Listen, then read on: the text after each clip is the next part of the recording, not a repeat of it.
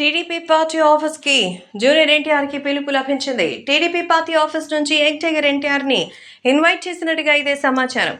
Telugu Desam party అఖండ మెజారిటీతో గెలిచిన తర్వాత జూనియర్ ఎన్టీఆర్ ఊహించినటువంటి మెసేజ్ చేశారు.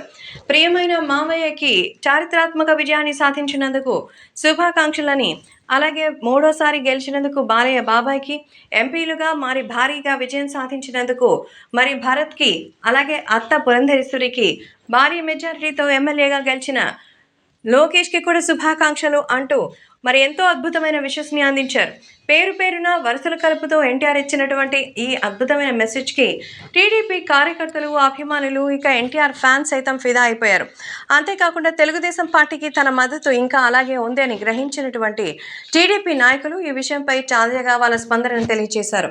అంతేకాకుండా జూనియర్ ఎన్టీఆర్ అయితే ఎంతో ఆనందంగా వాళ్ళందరికీ విషెస్‌ని అందించడంతో తెలుగుదేశం పార్టీకి సంబంధించి ఎన్టీఆర్ మంచిగా సపోర్ట్ చేస్తే ఇంకా బాగుంటుందని గ్రహించినటువంటి టీడీపీ క్యాడర్ నుంచి ఆయనకు ఆహ్వానం లభించింది.